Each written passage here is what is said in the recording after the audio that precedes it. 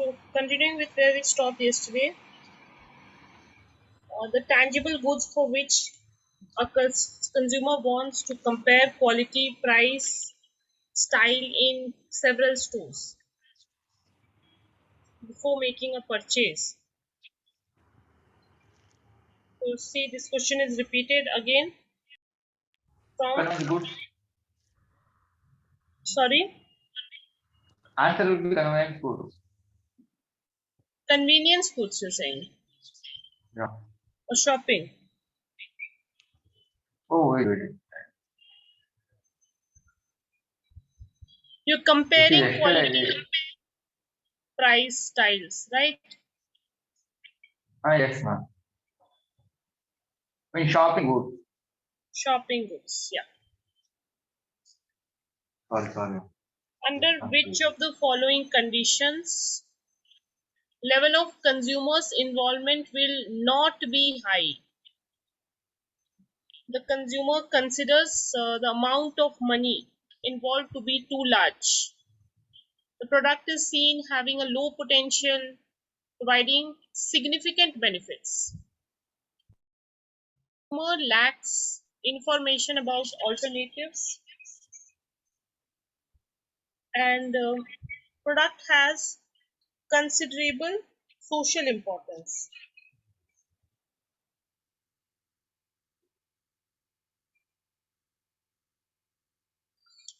Product is low potential. For example, Yes, you're buying ma'am. a packet of milk. So the benefit is very high, but we don't really differentiate. Next question. Yes. Which of the following is true for introducing multiple brands in a category? Multiple brands in a category, increasing self-presence and retailer dependence in the store it will be. Attracting consumers seeking variety, you may otherwise have to switch to another brand.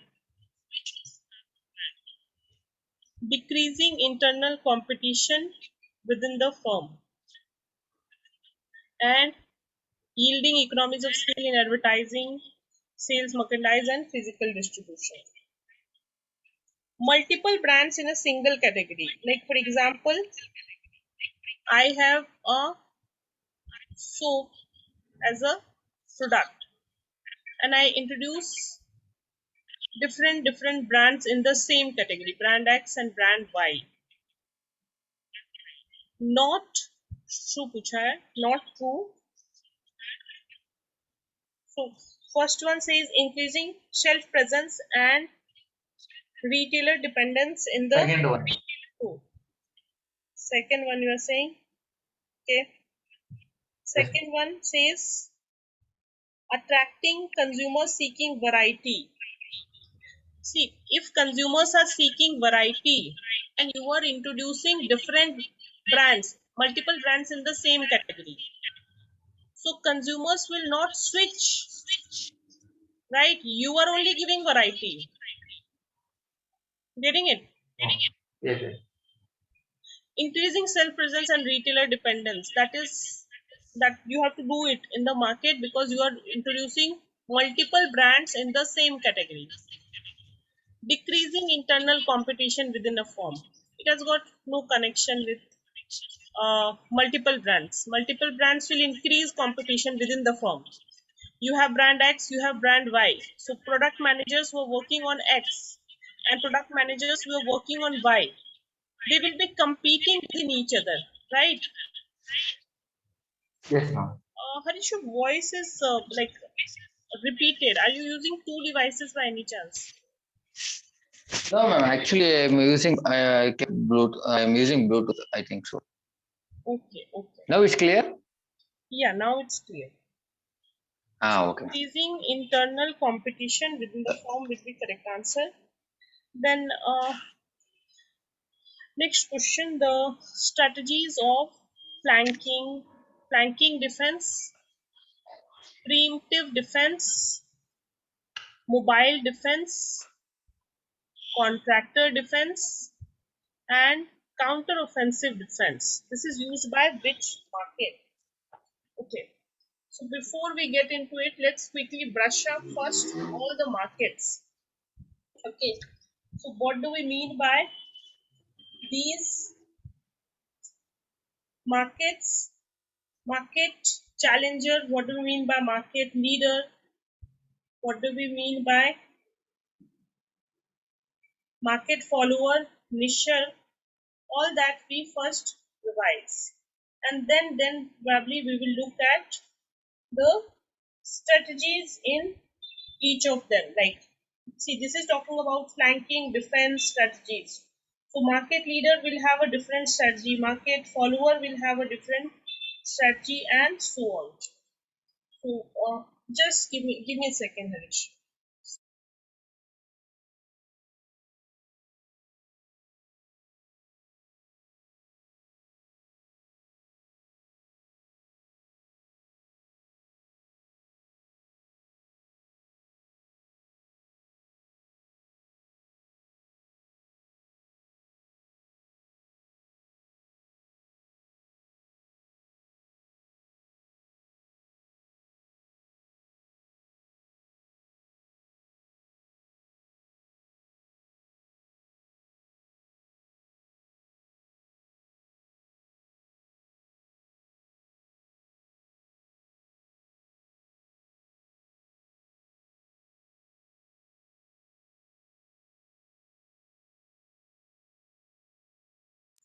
Okay, so we were discussing the market lead. We'll first talk about these markets. Let's start with the first one, which is market leader.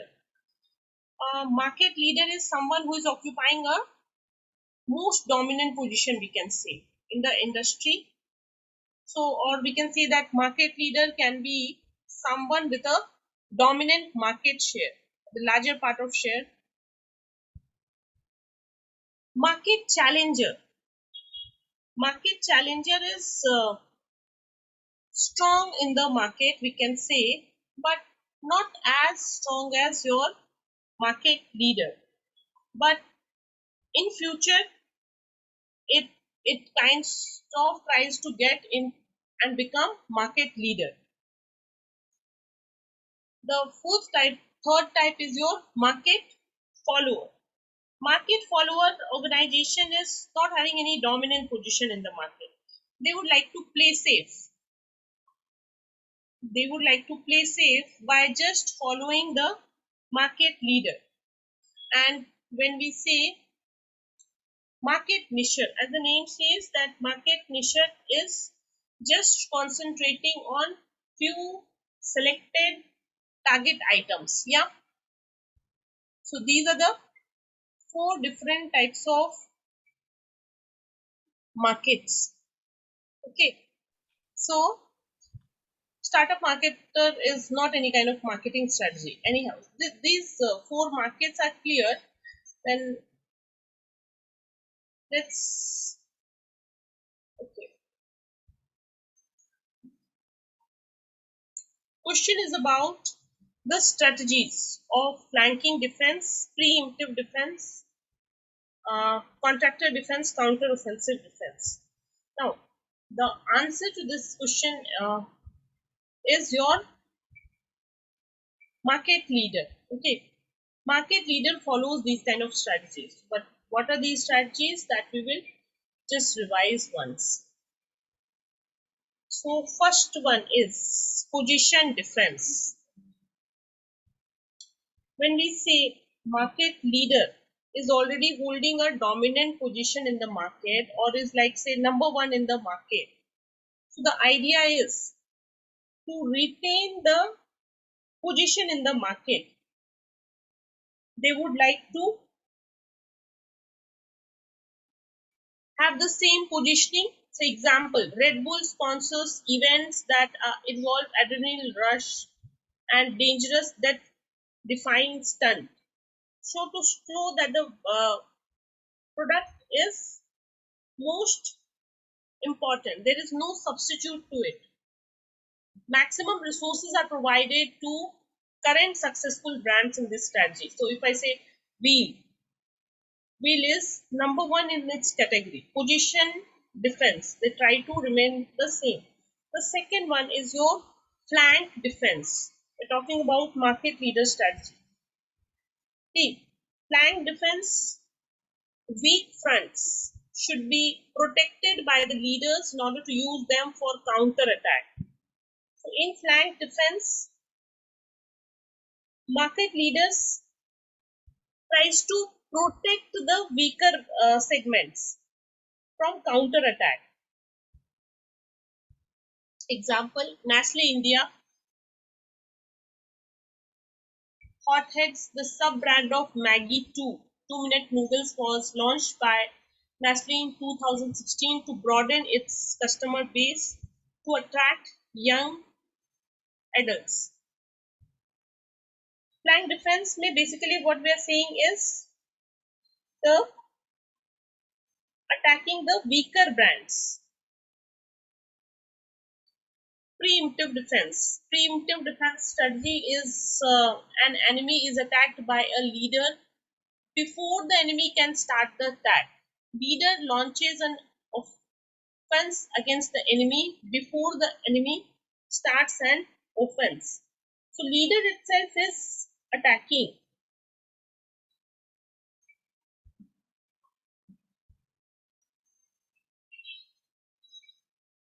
Example, Ola Shuttle. Ola launched Ola Shuttle to outsmart its competitor Uber. So before the competitor who are attacking, that is preemptive defense. Next one is your counter-offensive defense. Now this is counter-attack. So most leaders will follow this counter-offensive attack. A leader forces its competitor to pivot its resources to defend its own territory. This is done by attacking the competitor's weakness aggressively. Can have many forms, like you can hit the weaker brands of the competitor, you can directly attack the competitor, but mostly don't engage into direct attack. Starbucks, for example, appealed the local taste and outsmarted its competitors by launching Alfonso Mango Frappuccino in India. Next one is mobile defense. Mobile defense, leader stretches its territory. Leader diversifies in order to broaden and expand its presence in new market. Example, Coca-Cola Bio flavored milk. Coca-Cola's attempt to enter India's dairy market. You are entering into a new territory, diversifying your product, basically diversifying markets. From current market, you're moving to some other market. From current product, you're moving to new products. Next one is your contraction defense. In contraction defense, contraction, the name says, strategic withdrawals from the leaders reassigns its resources to stronger departments by taking them from weaker departments. Maruti discontinued its Maruti Suzuki Kizasi luxury sedan since it did not get a good response from customers and sold only 396 units from 11-12. These are the strategies which are followed by your market leader. Okay. Let's also talk about the strategies followed by the market challengers, followers, and niches. Okay, but before that, let's quickly try and answer this question if we may.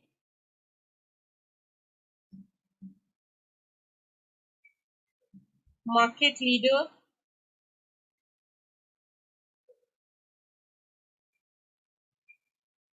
Leader is the most dominant position in the market. Try answering if we can. Answer A. A. Market leader attack the market. Market leader attack the market. Okay. Market challenger attack the market leader. Market challenger attack the market leader. Market Market follower avoid hostile attack on attacks. rivals. And nicher just works on specialization. Yes. Yes. So A is the correct answer here. Okay, we have talked about market leader defense strategies. So market leader is the one who is following dominant position in the market, and they get into these kind of 6 defense strategies. That's what we have talked. Now, let's talk about the strategies which are followed by challengers. Frontal attack. Attacker tries to match the opponent here. Directly, they are attacking the product. Maybe directly they may attack the advertising strategies, or even they can attack the distribution of the market leader. Market challenger can do all of this in your frontal attack. Then the second one is flank attack. In flank attack, like we discussed previously also, the market challenger may want to attack the weaker spots of the market leader. Weaker product, it could be weaker territory, it could be, for example,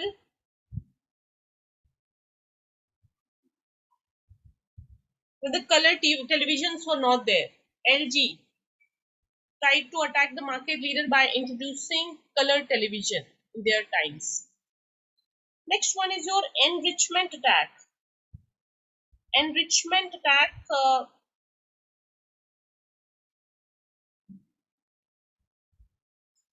is to capture a wide slice of enemy's territory. Geographical attack, you're trying to attack the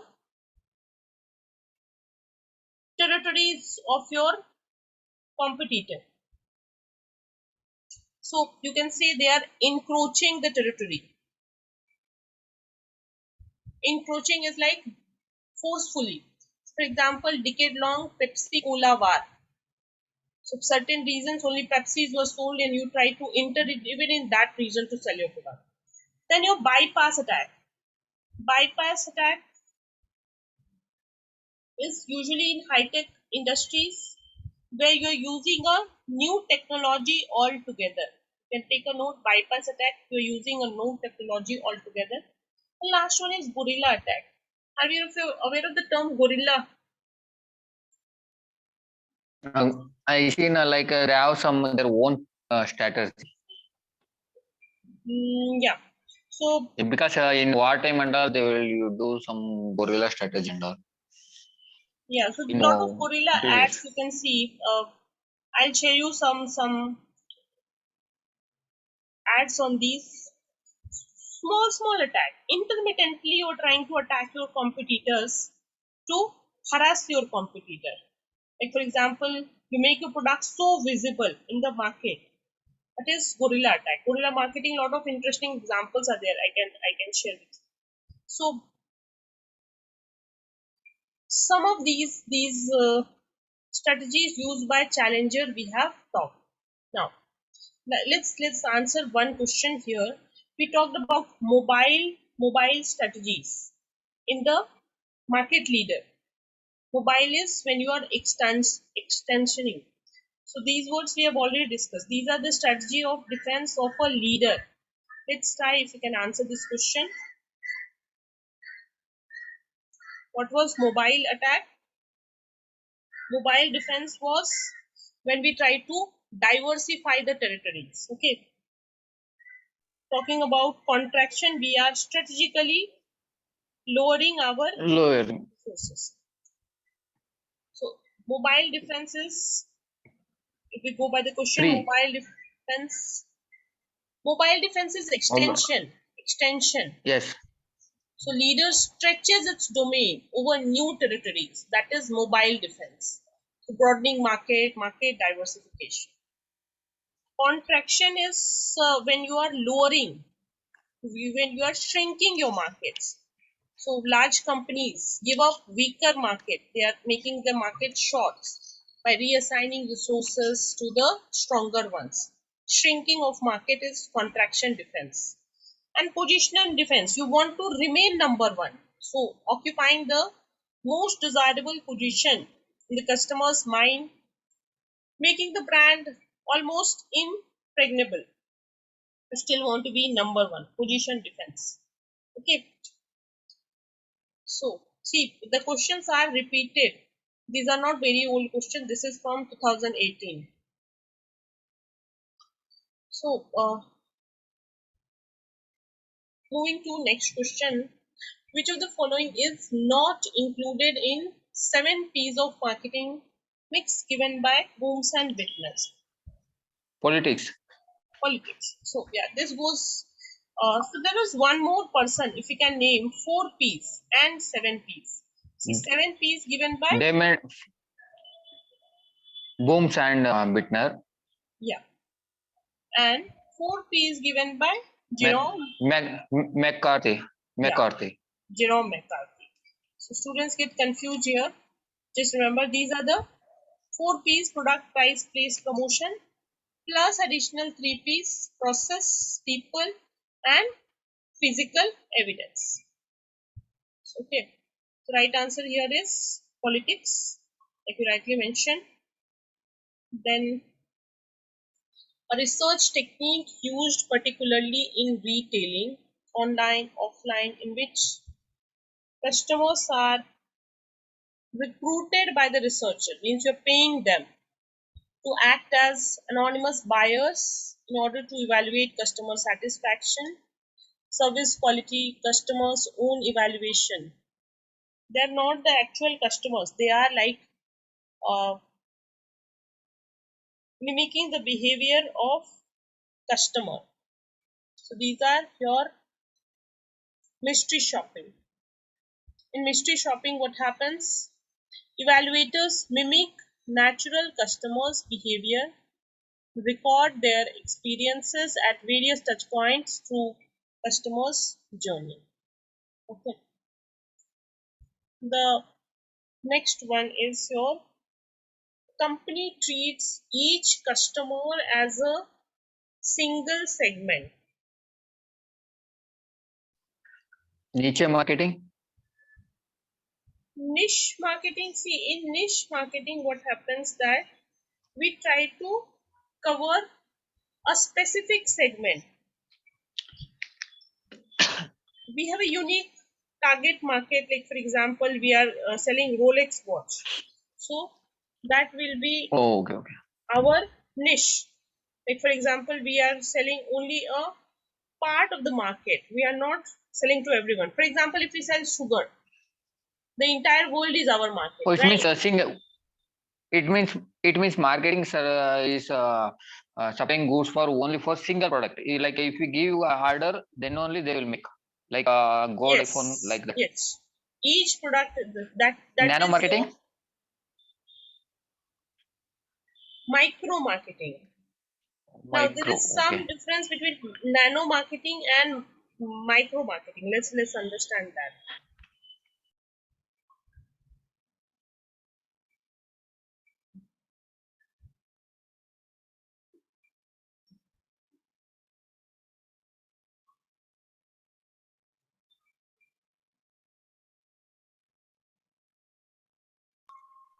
Okay. In voice coming. Yes, ma'am. Yeah.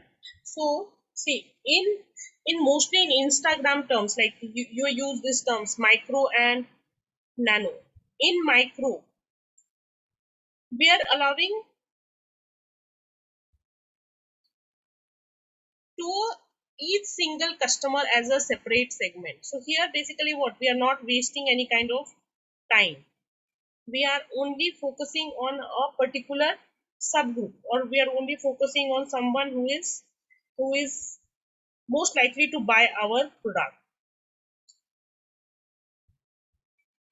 But when we say, let's say, nano marketing,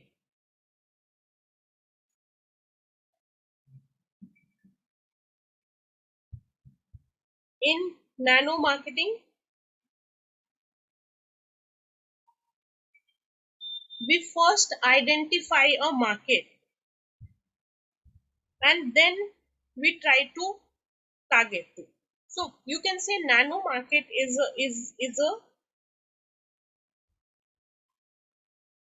broader than my micro market. In my micro market, I'm treating each customer as a single customer. But when I'm saying nano market, like for example, if I tell you in Instagram terms, we have nano influencers. So some Instagrammers having just 10,000 followers, and they're not someone who are like professional uh, influencers, but they are just influencing a major, it's a small segment, that is nano market. Okay, niche market is when we are targeting a larger group. So if you take it in a form like it starts with a micro market, then micro market ke baad, then the next one is nano market, which is in between, and then is your niche market. Hope you got the difference. When each customer is treated as a separate single customer, that is a micro market. It's a very small. Then nano market is relatively bigger than the Ma'am, micro I think market. your mic is muted. I'm My not mic hearing is anything. muted. Please confirm if I'm audible.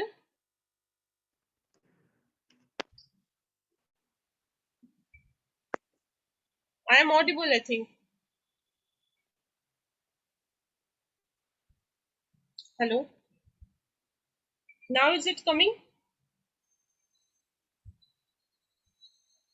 No. Hello. I am.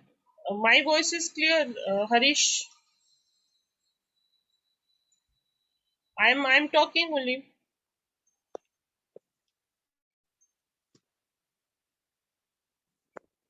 Just check from your end. My connection is fine.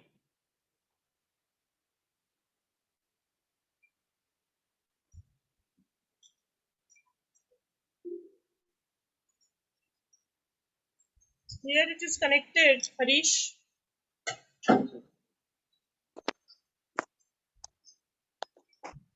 Am I audible? I'm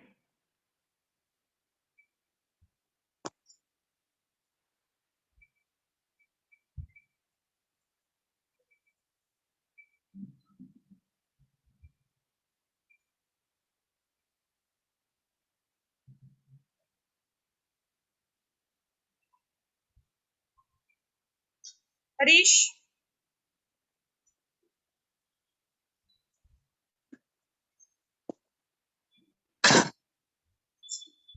That is an issue then.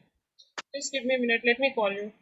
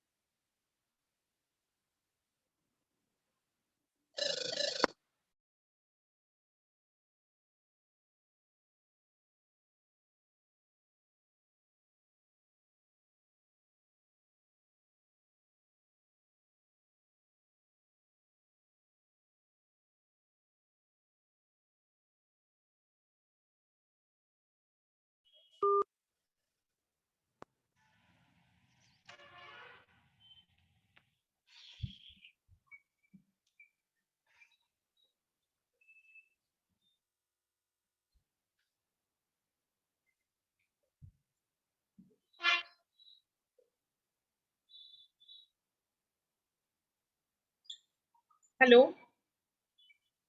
Yes, ma'am. Now it's audible. Okay. So we were discussing niche market, nano market, and micro market. See, micro market is, we know that each customer is a separate segment. So micro market is a much smaller market. Okay, each customer is a separate segment. Let's talk about nano market. In nano market, like if I give you example of Instagram, someone with a 10K followers, Someone with a 10K follower becomes a small influencer. Yeah. So here it can influence our decision to some extent, but not like we are completely buying by this. But not like we're completely buying by this. Connected by two devices. You can mute one.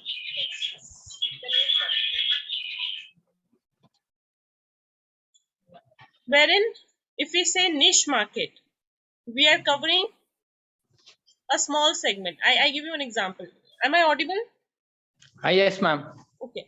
So if I say, let's say, pet food, okay, dog food. Pet food is a niche market covering only a specific segment. Let's say Labrador के लिए you have a pet food. Okay. Now, if you're influenced by someone on social media that only this brand pet food I want to buy, but for my let's say my dog, I am just a separate customer. Maybe I just want a specific mix of food for my dog. So that will be micro market. Hope these three are clear. So micro market is smaller than nano and niche is a larger elemental. Okay.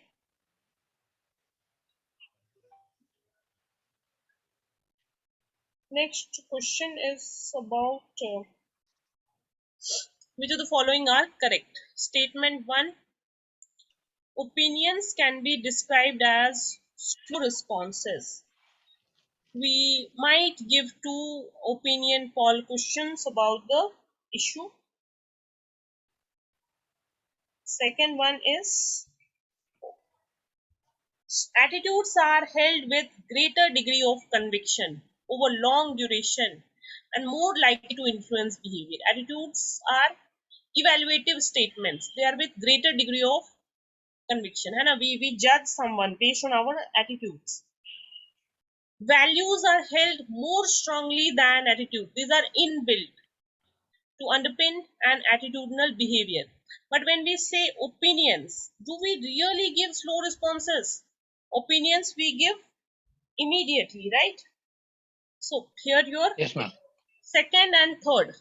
Attitudes are having greater degree of conventions and values are even more stronger than attitudes. These two are correct. Next question. Which of the following is not? If you can answer this one. Which of the following is not a major aspect of digital marketing? Ownership. Ownership. If you post anything, let's say on social media, anything, are you not accountable? Do we have IT Act holding you accountable for posting rubbish? Yes. Jurisdiction, yes. If in you are in India, then you have IT Act and various acts related. So in a particular country having its own jurisdiction. So this is applicable even for digital market. Security, of course, yes. Using digital market like you're buying SSL certificates and all to make sure that your sites is not tagged. Entertainment. See, digital marketing need not be entertaining, right? Digital marketing has its own purpose. The major idea is to drive sales. So not a major aspect though. Next question is about conflict. Statement 1, horizontal conflict. So there are basically three types of conflict. Horizontal conflict. Horizontal conflict, let's say, acha, you have wholesaler, you have retailer, and top you had manufacturer, right? This is the three-level hierarchy. Now let's read it together. First statement says horizontal conflict between channel members. Horizontal conflict is when it is at same level. So if I say conflict between a wholesaler and a wholesaler, that is horizontal conflict. To impinge on the market territory of other intermediaries at different level, then we say Vertical channel conflict. So vertical channel conflict is conflict between either a wholesaler or a manufacturer, or a wholesaler or a retailer, and so on. Statement 2, vertical conflict is caused due to intense price competition, disagreement about the promotional activities, attempts to bypass immediate and distribution direct offerings, expectations as to channel or intermediary performance. So yes, wholesaler and retailers have conflict with all of these regards.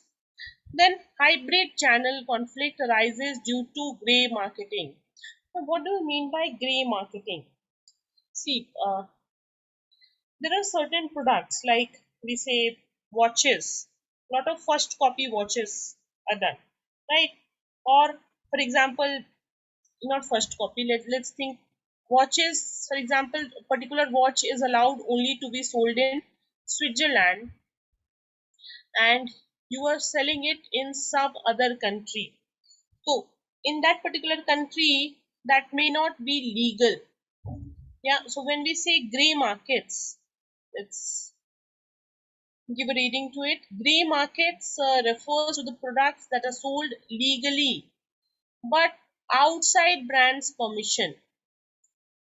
These cameras, cars, watches, pharmaceuticals, beyond the market which is allowed.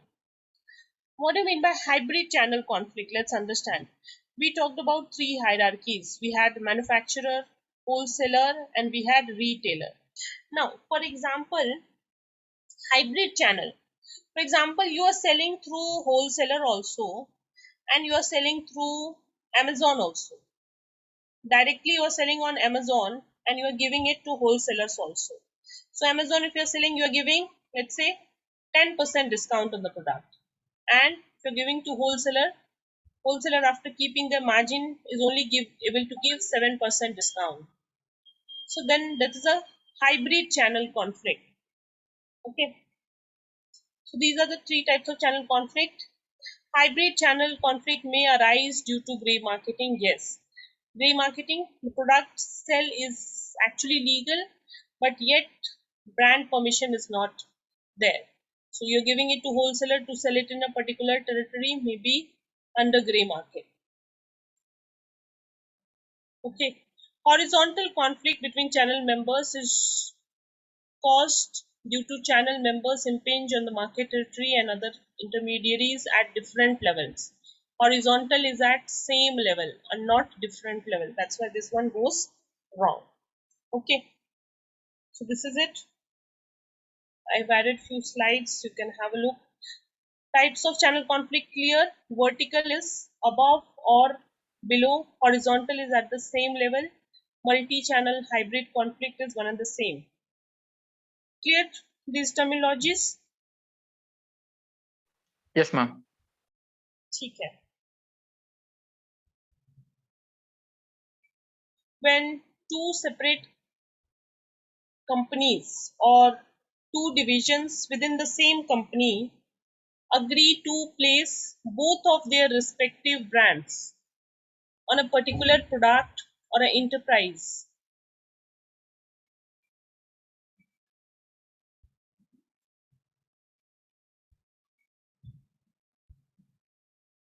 both there are two separate companies, okay, and two divisions. There are two different products. So, for example, McDonald's and Cola decide to sell their product together. It is co-branding also and dual branding also.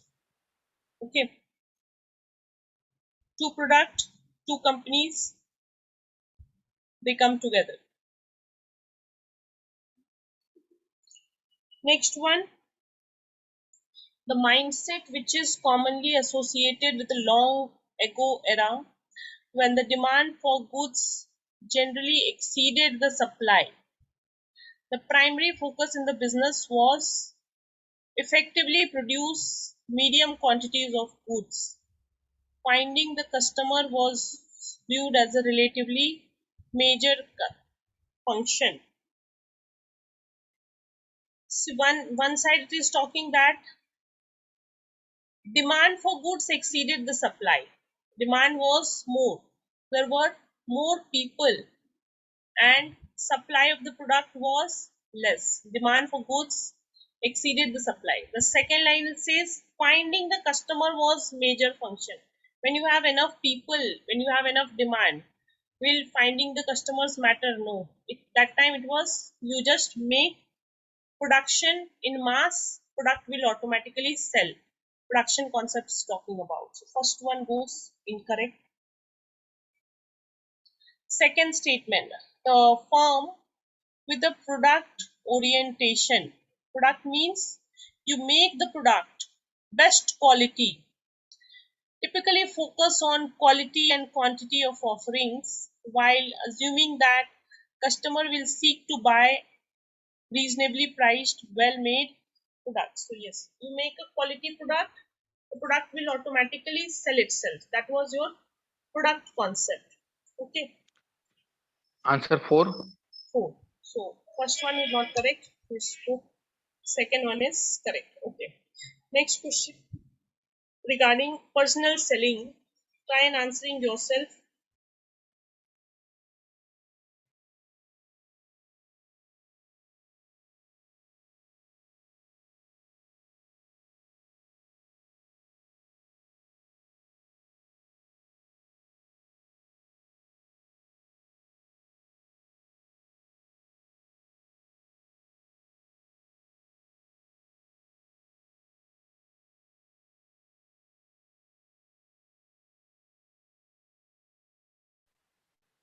Answer 4.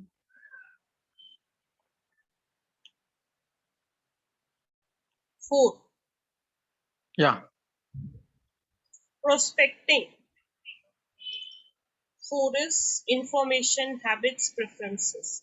Pre-approach. Okay. Presentation. Identifying profile, leads, records, and qualifying applicability and willingness. Post-sale services. Attention. 1. Post-sale services, attention, interest, desire, action. Are we sure?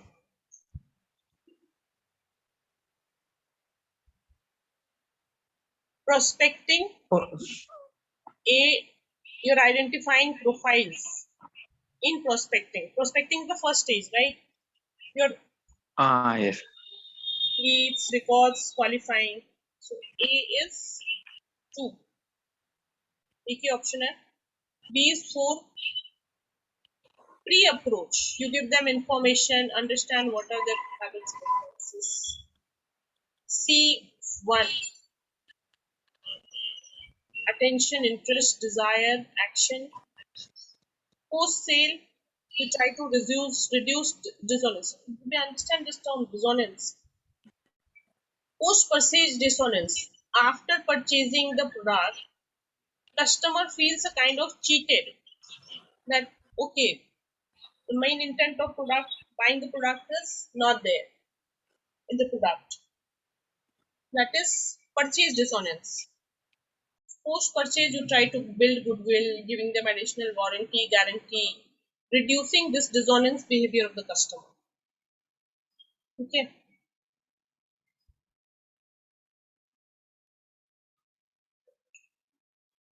Third, next question. A form of non-store retailing that uses advertising to contact customers who in turn purchase the product without visiting a retail store. They're not visiting the retail store. Is it direct selling? No. In direct selling, you are actually making either face-to-face or telephonic conversation with your customers. A form of non-store retailing. Non-store retailing in which personal contact between salesperson and customers occurs away from retail store. In retail store, personal contact does happen in the retail store itself. Both the statements are not correct here. The next question, we'll stop here at the last question. 34% of the customers. We try and answer this question.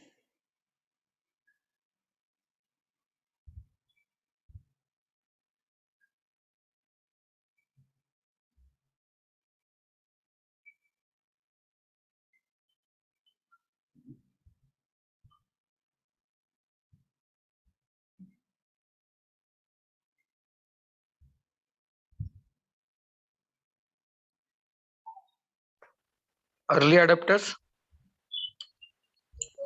34% are both वैसे तो, but we'll read it.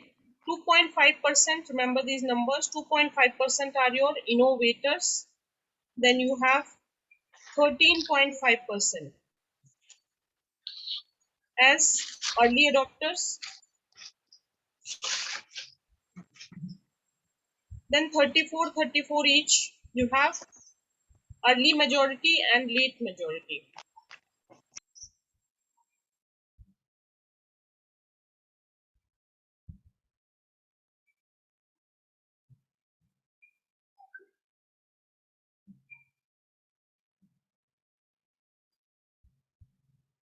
Last 16% are your laggards.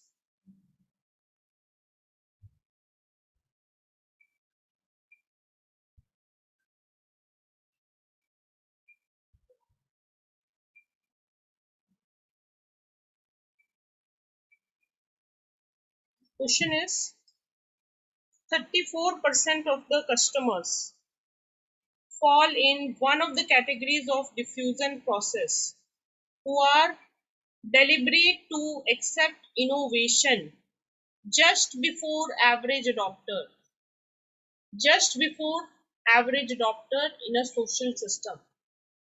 The customers who are above average in their social economic measures. Let's see, innovators we are quite through. Innovators are someone who loves to buy something first. They are the ones who are risk takers. You know? So even if they fail in that products, they'll still like to try these products. Then you have early adopters. Early adopters are like opinion leaders. Okay, based on their opinion, the early majority will buy the product. So early majority and late majority. This is the most critical stage where the adoption happens. See, late majority are the ones who are unwilling to commit very early. You know, they will first wait and watch and then buy the product. Whereas laggards are the last one. They are very slow to adopt. They will not adopt until and unless they don't have options. So they are the ones who are forced to adopt.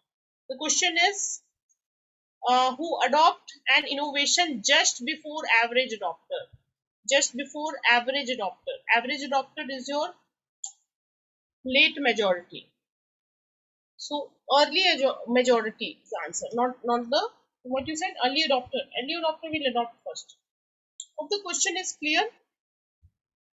Yes, ma'am. Okay, so that is it for today. We'll stop here. Tomorrow we'll continue. Okay. Thank you. Thank you, madam. Thank you.